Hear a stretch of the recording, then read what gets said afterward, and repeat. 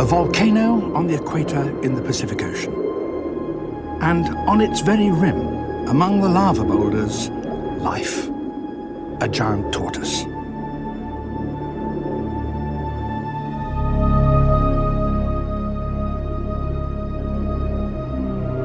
Inside another, in its very throat, an iguana climbs down the walls to lay its eggs on the floor of the crater.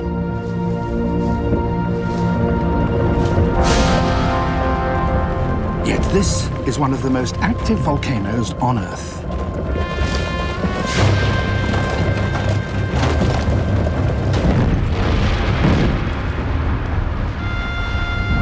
Closer to the coast, molten lava spouts from yet another vent.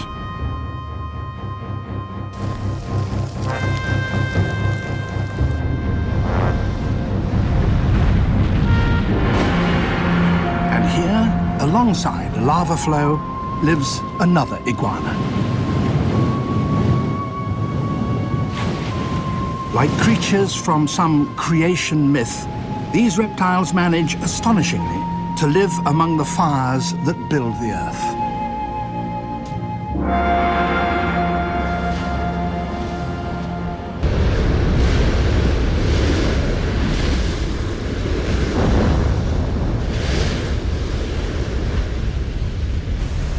The Galapagos Islands are home to the only seagoing lizard in the world, the marine iguana.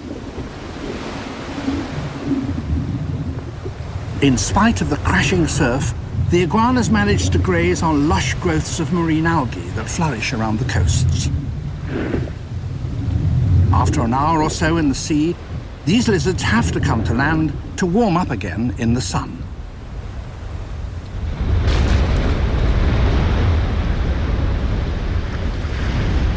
Getting ashore is not always easy.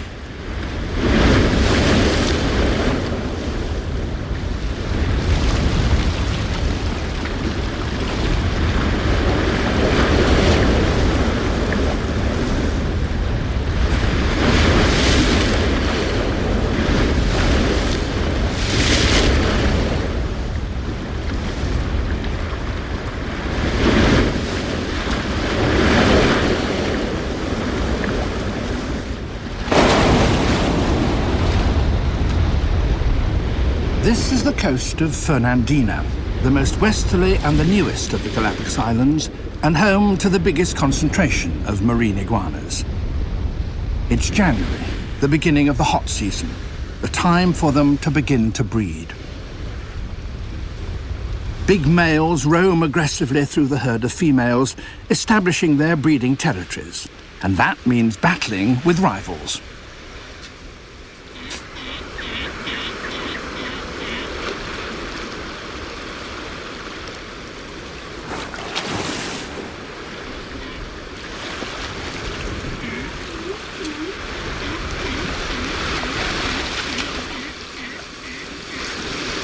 Shaking the head is a challenge, and one that has to be met.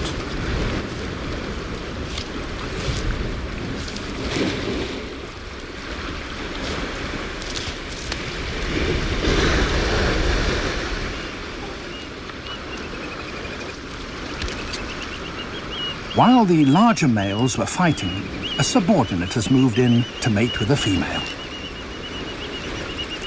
The big male regularly surveys his territory, and he's spotted the trespasser.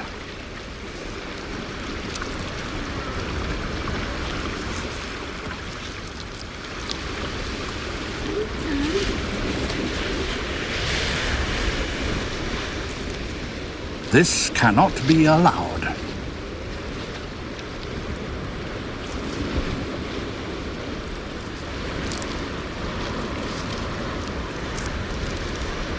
He drags the female away and carries her off to the center of his domain.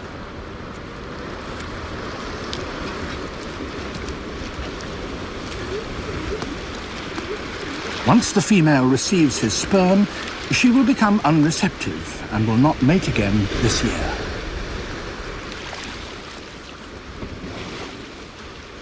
The intruder will have to try again elsewhere. The iguanas congregate in herds around the coastal areas where there's easy access to the sea and the riches it contains.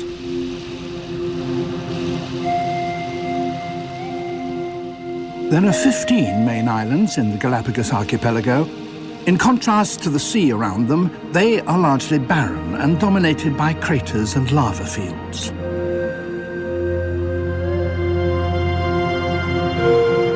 All over the last 5 million years have been built by volcanoes erupting from cracks in the Earth's crust, deep below on the floor of the ocean, a process that still continues today.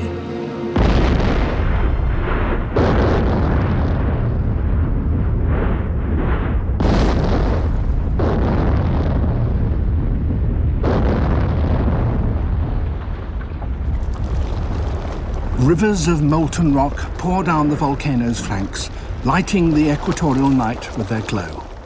Nothing can stand in their path as they flow inexorably downhill into the sea.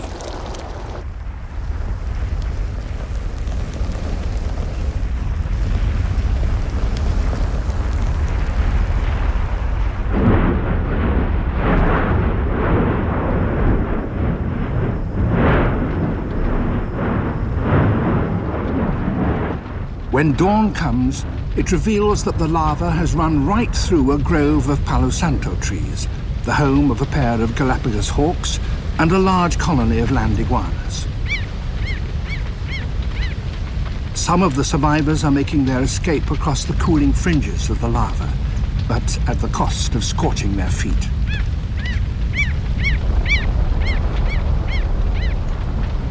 Others were not so lucky.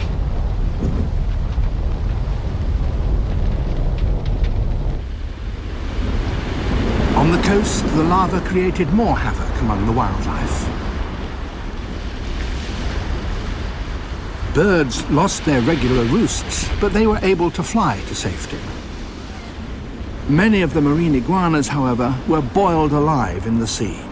Only a few escaped, and now a completely new landscape faces them and the flightless cormorants.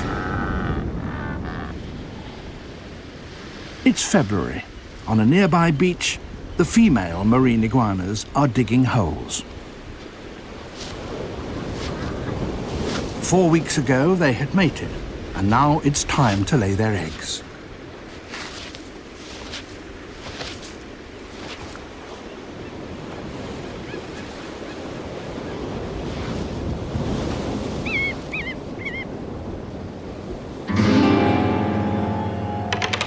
Hawks have appeared in the mangroves beside the beach.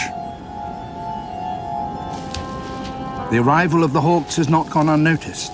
Out on the beach, the females are exposed and exhausted from digging. It's time for them to leave.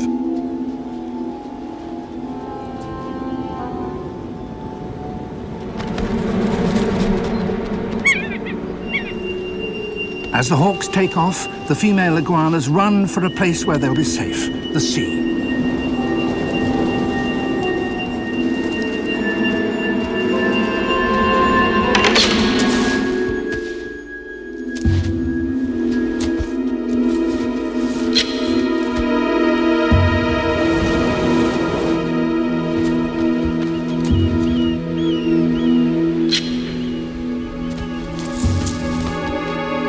The hawk may have tackled too heavy a victim.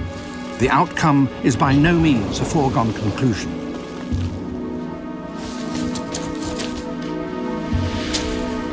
The female will still have a chance if only she can get to the water.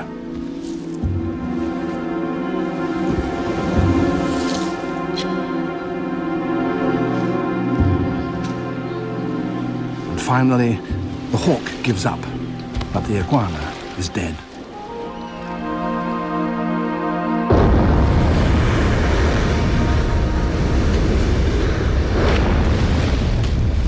The males, being bigger, are usually safe from attack and have been basking in the sun before going into the water.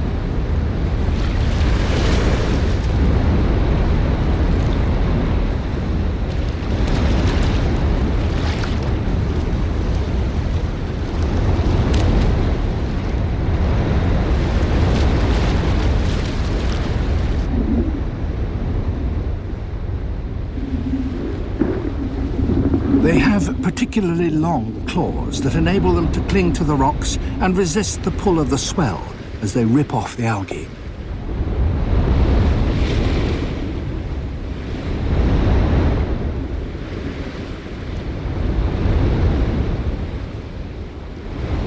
Although these are air-breathing animals, they regularly remain underwater for 10 minutes at a time.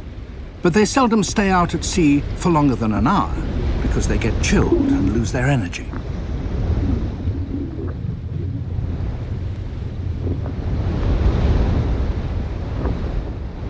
Little wrasse swim alongside them, gathering the small creatures disturbed as the algae is pulled up.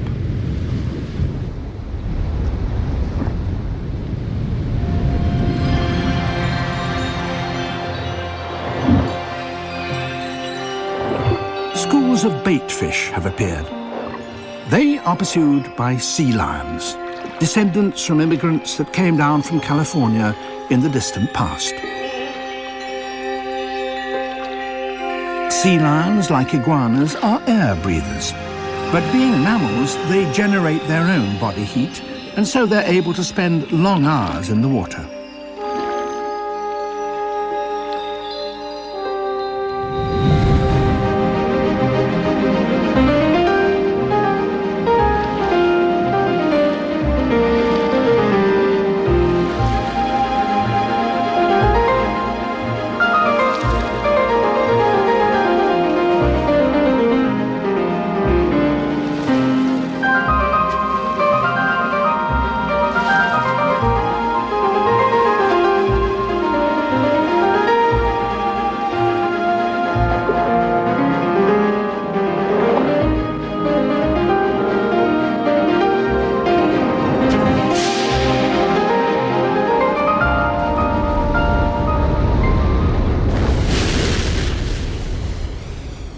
March, and warmer waters flow down from the north, raising the temperature of the sea.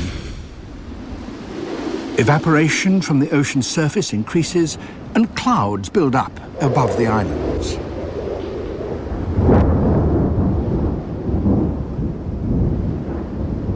Soon, there will be rain.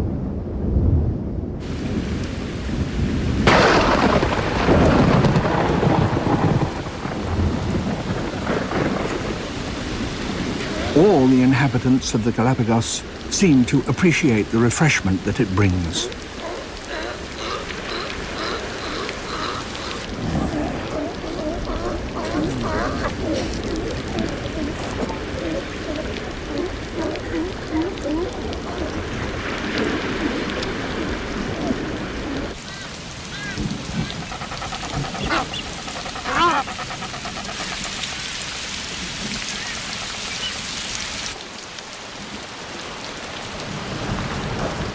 For the land iguanas, inland from the coast, it brings the rare chance of a drink.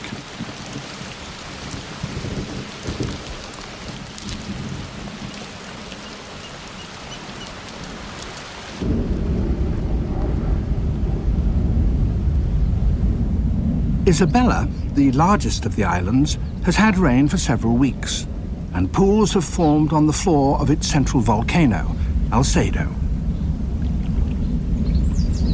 The giant tortoises take in gallons and store it in their bladders as a reserve for the droughts ahead.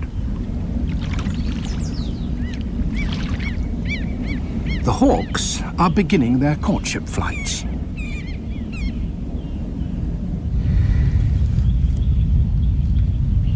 The tortoises, too, after feasting on the newly sprung grass, will soon begin their mating.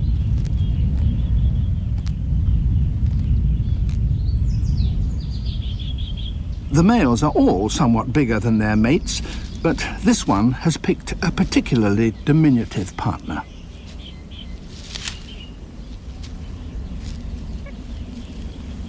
A young hawk seems baffled by these heaving boulders.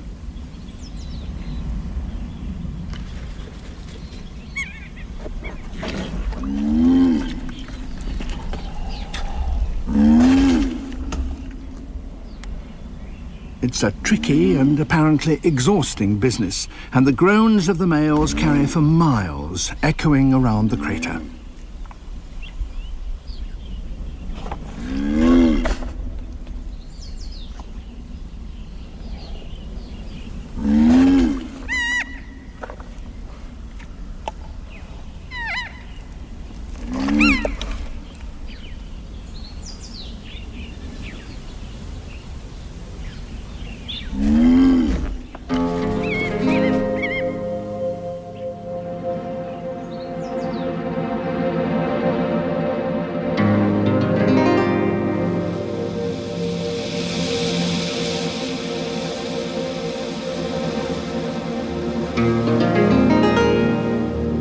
Salcedo is only one of 6 large volcanoes on the island of Isabella.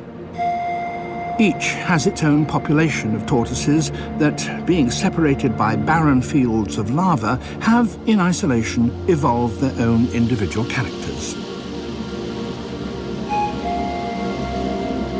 Fernandina, west of Isabella, once had tortoises too, but none survive there today. It is, however, a stronghold of the marine iguanas, and the eggs they laid on the beach, warmed by the sun, are now hatching.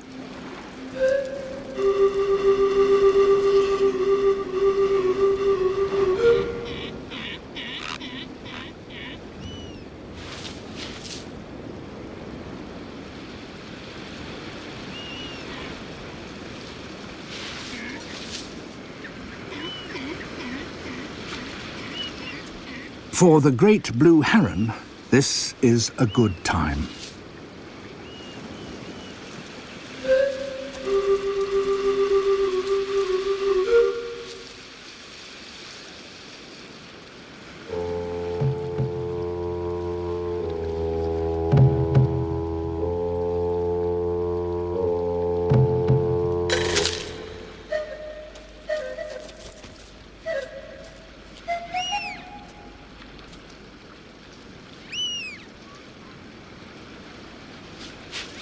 For the hatchlings, there is 100 meters of open sand to cross before they reach the safety of the water. Herons are not the only enemy they have to face. Galapagos snakes don't kill their victims with venom, they squeeze them to death.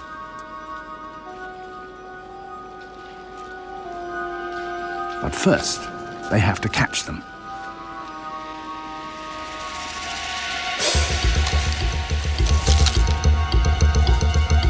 In order to reach the sea, some young iguanas must first cross an old lava flow.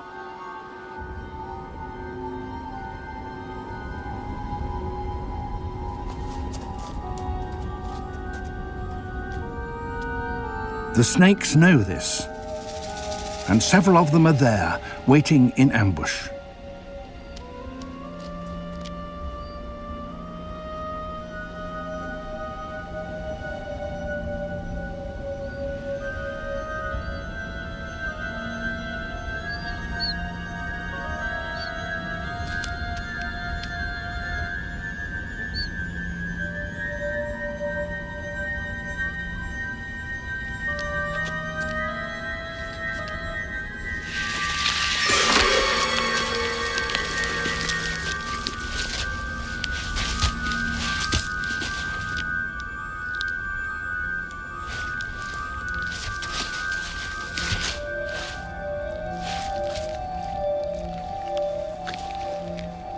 The snake can unhinge its lower jaw and engulf prey that is stouter than itself. Death comes to the young iguana from suffocation.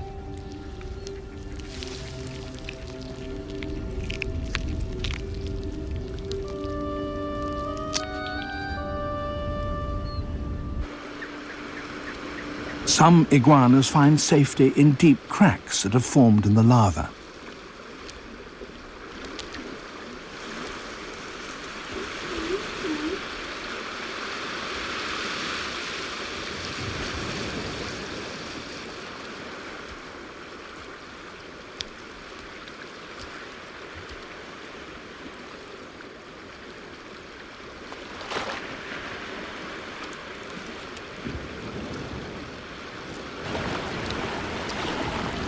That crack was just not narrow enough.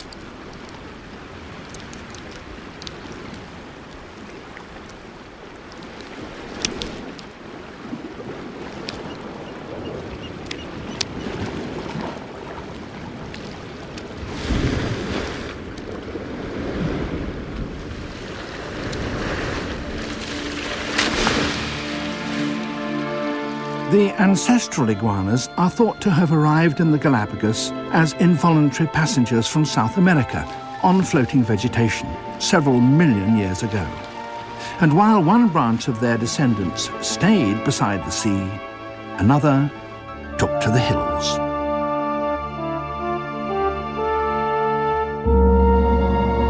In patches of vegetation on the lower slopes of Fernandina, the land iguanas are now gathering to breed. Each male has dug a number of burrows, and the females come to inspect them. Her nod, however, is an aggressive no rather than a submissive yes. But he persists.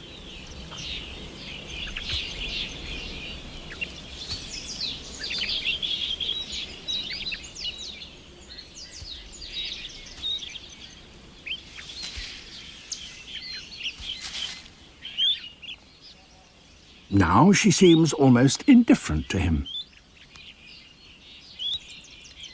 She allows a mockingbird to clean her by picking off dead bits of her skin, which it then eats.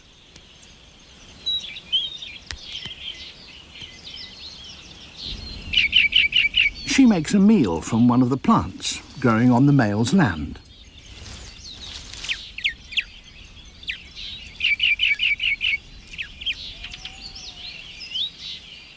He's beginning to lose patience.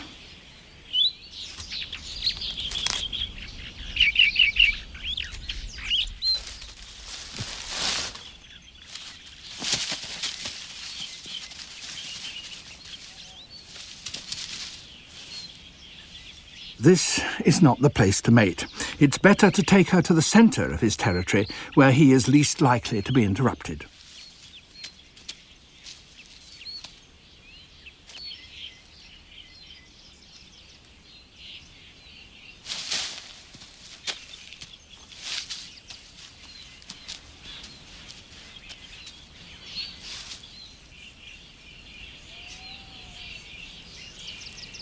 His contribution to the partnership is almost finished.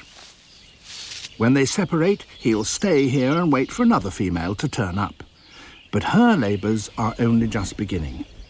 For now she sets off on a quite extraordinary journey. She starts to ascend the flanks of Fernandina, going up towards the crater. She'll have to climb up to 1,500 meters above sea level, and the journey to the top will take her 10 days or more.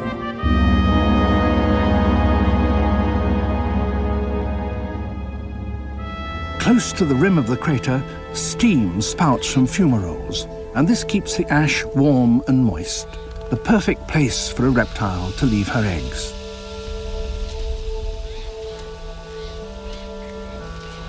She follows a well-worn path up to the nesting ground. Hundreds have already been this way in the last week or so.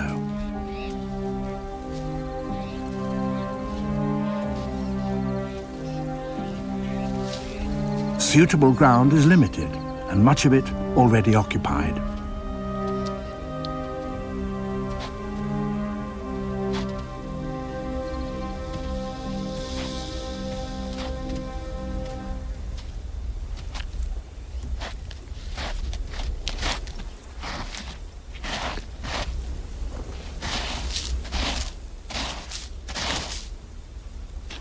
She spots an area that seems vacant.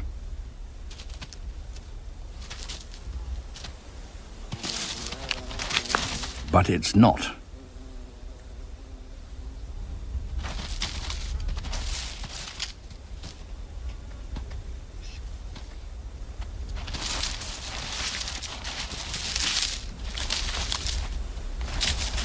There seems to be no room for her here.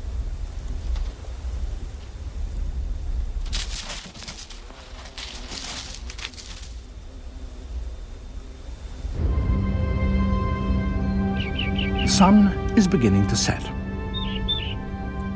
At this altitude, the nights can be very cold, and that's bad for a reptile. She has to find shelter.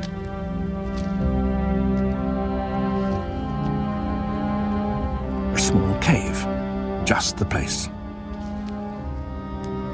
Others are already inside, but nonetheless, she's allowed in.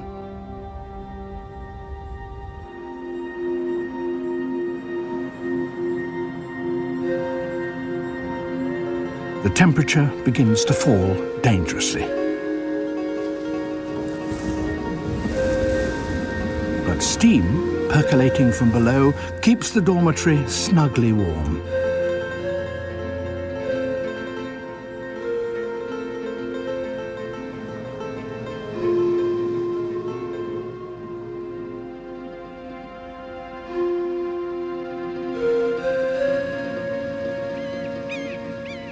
In the cool morning air, steam swirls upwards, heated by the magma chambers below. But the nesting ground is fully occupied. She and other latecomers have to move on. There's only one place to go now, over the lip of the crater and down into it. Fernandina crater is immense. Eruptions emptied the lava chamber deep below, and the top of the mountain collapsed, forming this huge caldera. No one knows when it will explode again.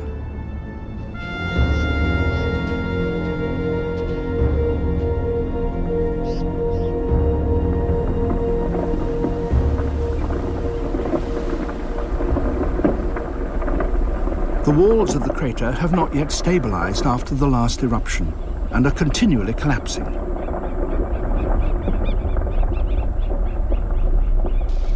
She and her companions start on what seems to be a suicidal journey. They descend into the crater.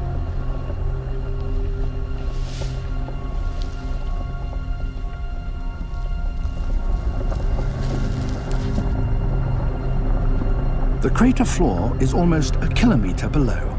The walls are steep and dangerously unstable.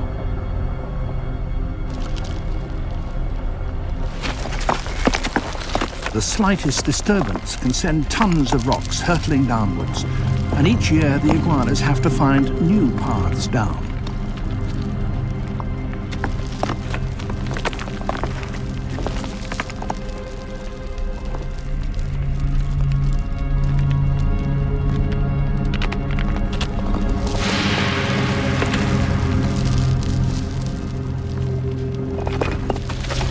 Many of the migrants are killed each year, but still they come.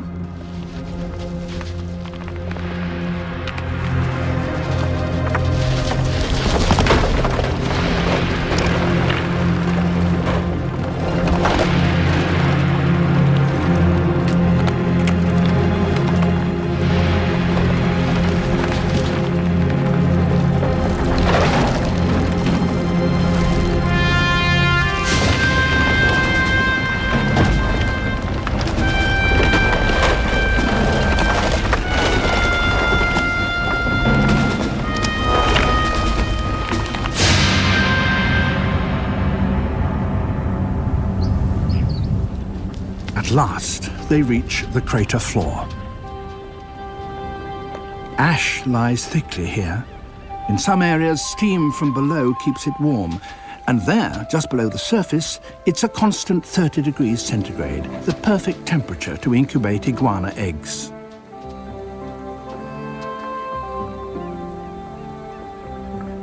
There is more room down here. But any attempt to dig in a place that might disturb the eggs that have already been buried there will lead to violence. She must be cautious.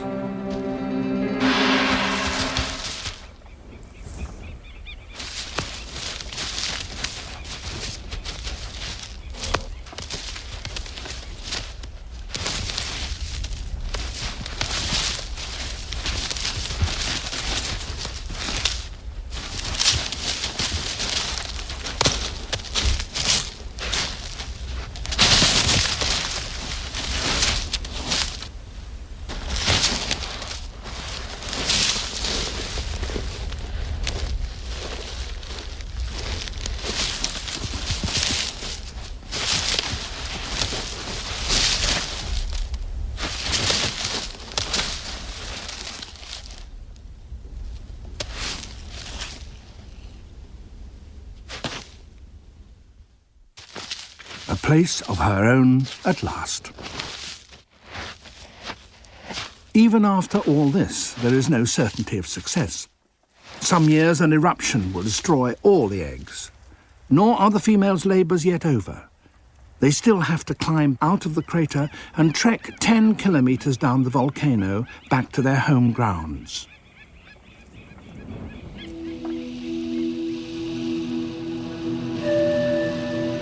July brings relief from the hot season.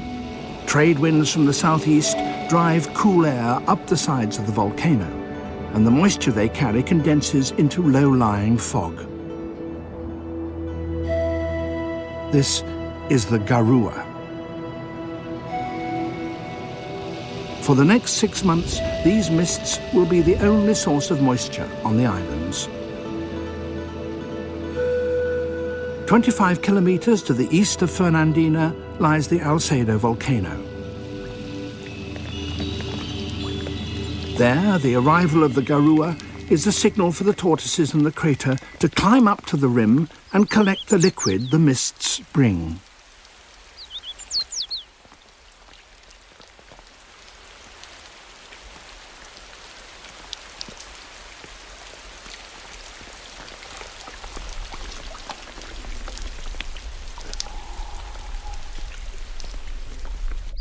There are several kinds of birds up here. A finch collects ticks from the tortoises, just as mockingbirds pick skin from the iguanas. And the tortoises invite them to do so by adopting a special posture, so that the birds can reach every possible part of their skin.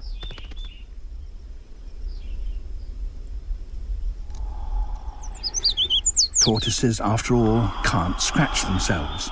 Neither can they clean their nostrils, so this arrangement suits both parties.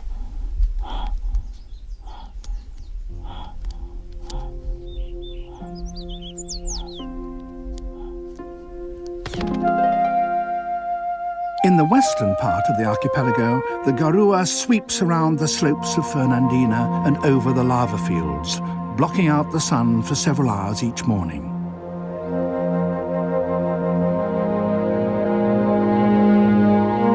As the mists burn off, the marine iguanas begin their daily trip down the beach to the sea.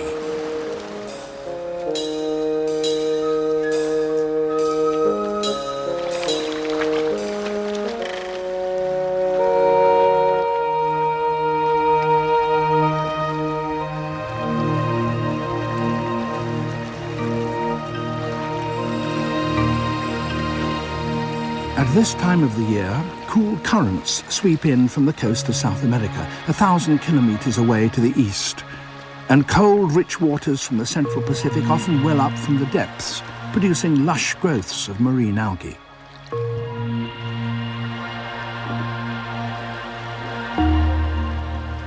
The algae grow with phenomenal speed, and they need to, for along this stretch of coast live tens of thousands of marine iguanas.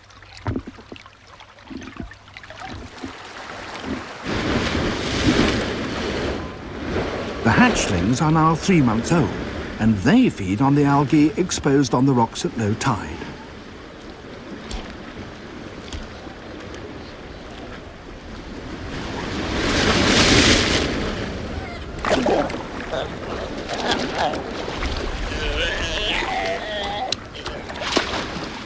Sea lion pups of around the same age don't go out to sea either.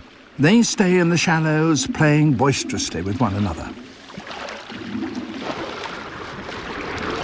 And not only with one another. For them, an iguana seems to be yet another toy.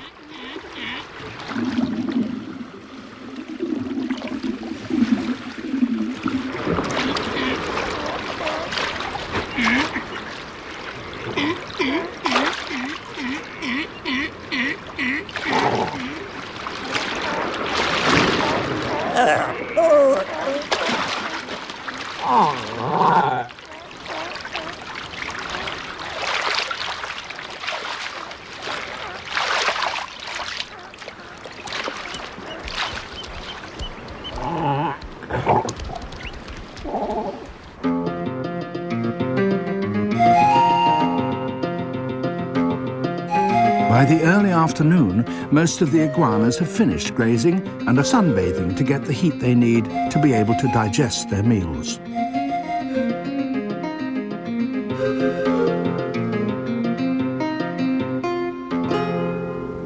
Some of the hatchlings stay together on their own patch of the beach, but others mingle with the adults. And that is the safer place to be.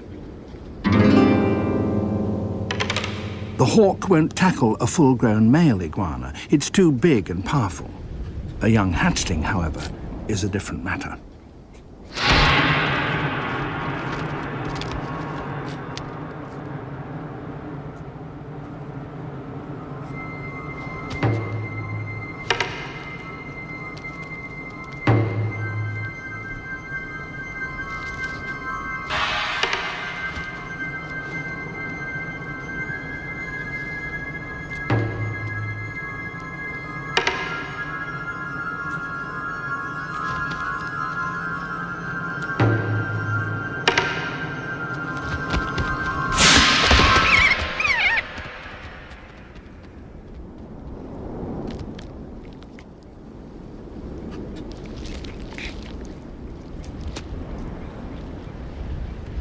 A young reptile dies, and a young bird is kept alive. For this is also the time that the Galapagos hawk breeds.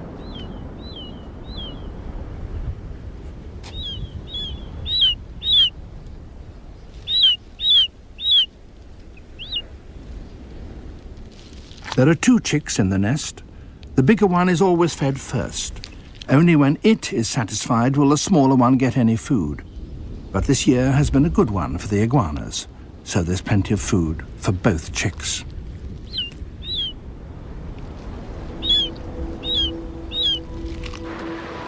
Back on the coast, the sea lions too are giving birth.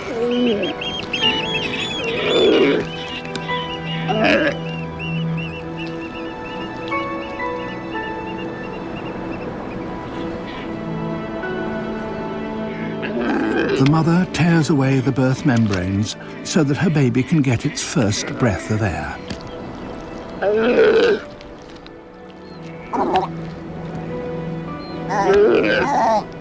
As it breathes, so it calls. And that is vitally important, for the two must learn to recognize the sound of one another's voices and so be able to find one another in days to come.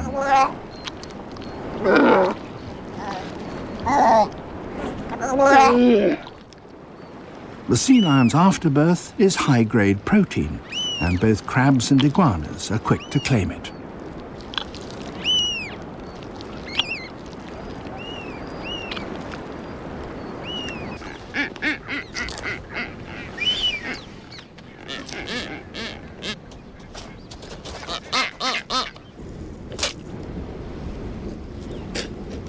As the iguanas settle down to sleep, they continually spurt liquid from their noses. This is a salty fluid that drains into their nostrils from special glands that excrete the salt they take in with their meals of seaweed. The sun begins to sink. The day cools, and the iguanas cluster together to keep warm. During the night, the garua rolls in across the summit of Fernandina. At dawn, mist clings to the coast because of the continued presence of cold waters. It's a signal for the penguins to gather and court.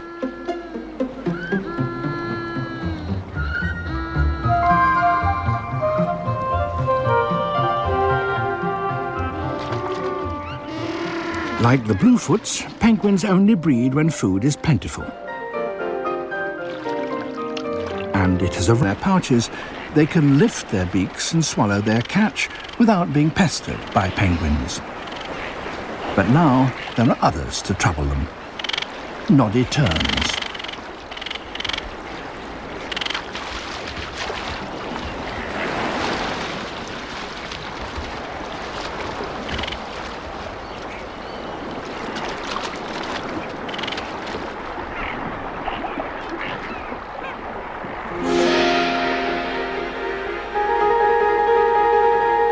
The bluefoots can fish much farther out to sea. They often detect the presence of a shoal near the surface by the activities of dolphins, who are searching for the same thing.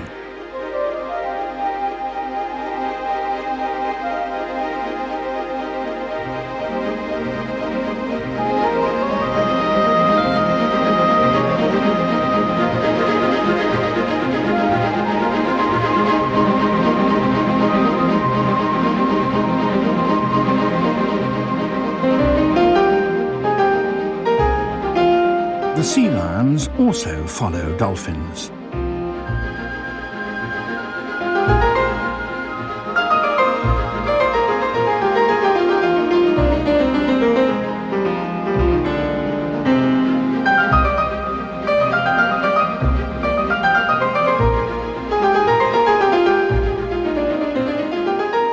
And when at last the prize is discovered, there's a frenzy of feeding. Carried from below by dolphins and sea lions, the shoal rises towards the surface and gives the bluefoots their chance.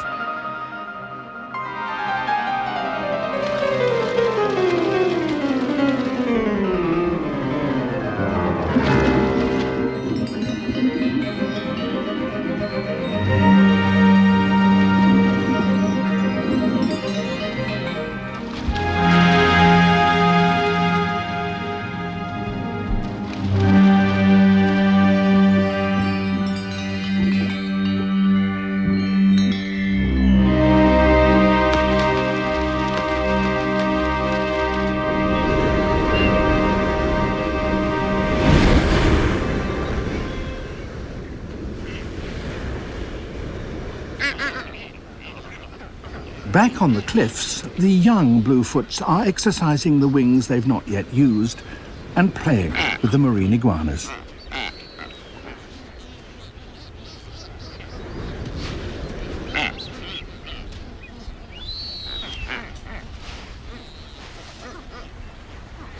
Such activities all help to develop the young boobies' skills of manipulation and build up their wing muscles in preparation for the time when they too will need to catch fish.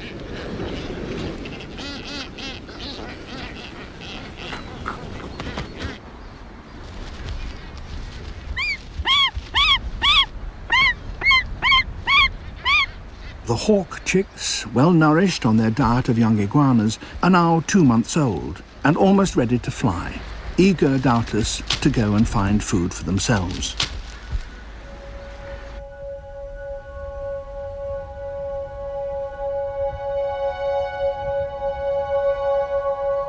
Last year's broods of hawks gather from all around the island and demonstrate their competence in the air above the summit of Fernandina.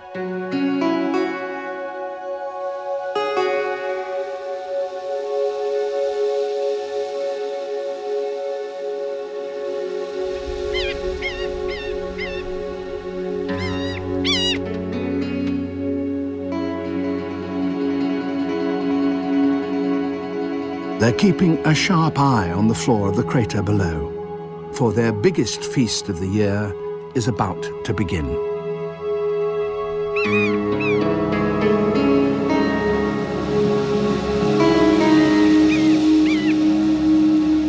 It's now October, 100 days since the female land iguanas were here laying their eggs. Those should now be on the verge of hatching.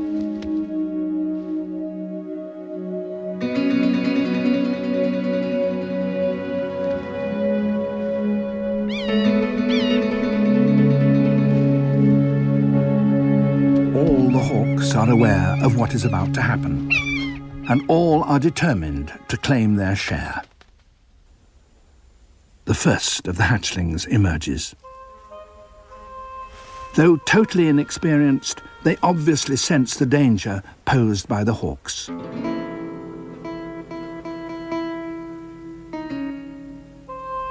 The eggs in each clutch hatch almost simultaneously, and the youngsters will stand a better chance if they all run for cover together.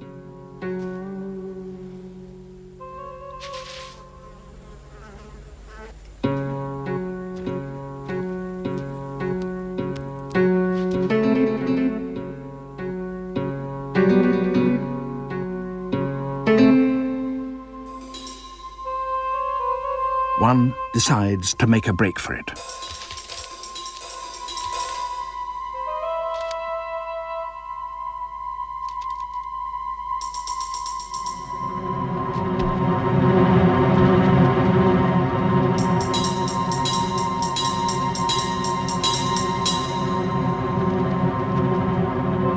The others see that the attention of the hawks has been diverted.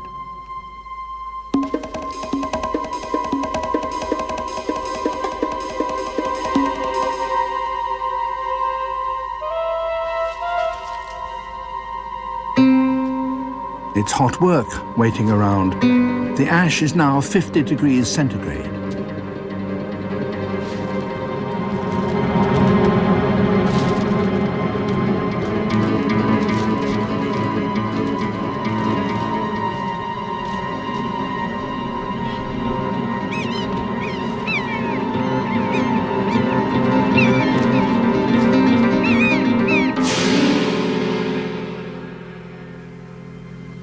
There are just too many talons around to escape them all.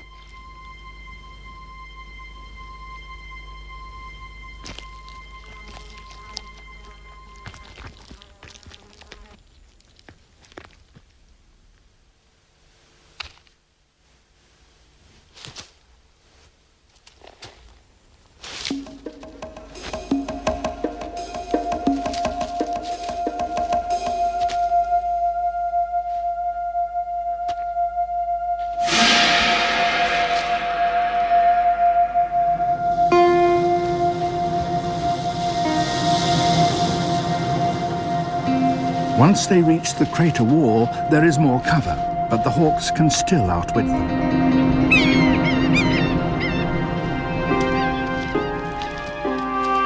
They're only 6 inches long, they've not yet fed, and are dependent for their energy entirely on the little yolk that remains in their belly. And they still have to climb a crater wall 1,000 meters high.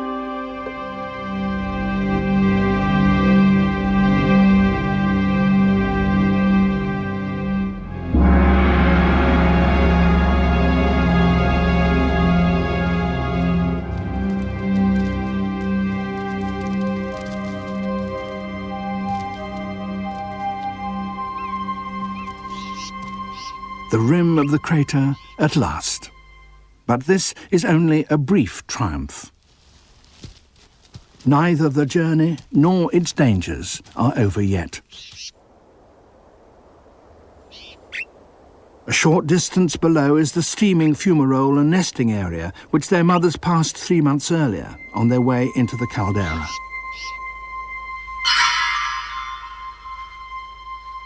Up to a dozen snakes have gathered here.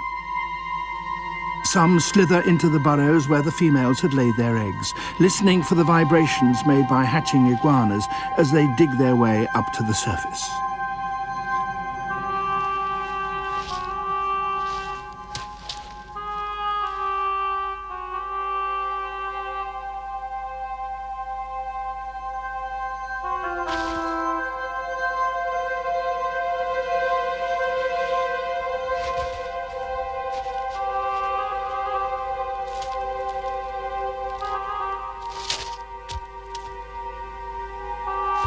The hatchlings can outrun the snakes if they get a reasonable start.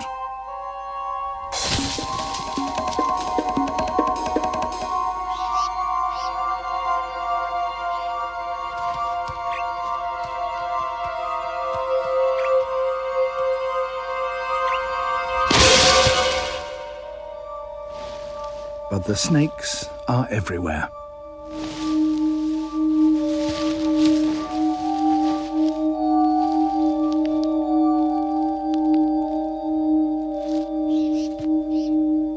Those few that make their escape climb up a plant or a boulder every now and then to get a better view of the way ahead. There is a long way to go yet. Their final destination is the vegetated slopes of the volcano 1,300 meters below.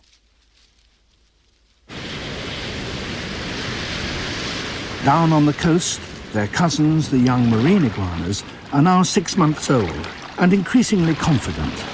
as they graze among the waves.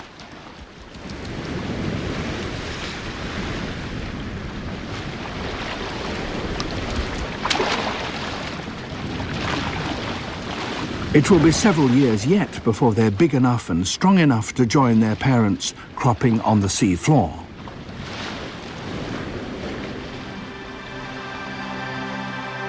The reptiles of the Galapagos live in an isolated world.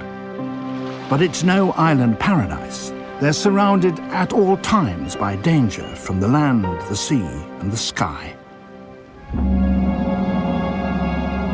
The very rocks they live on regularly split apart and erupt fire. But it's these very perils and privations that have changed and refined these species to such a degree that today there are no other creatures anywhere else in the world like the dragons of the Galapagos.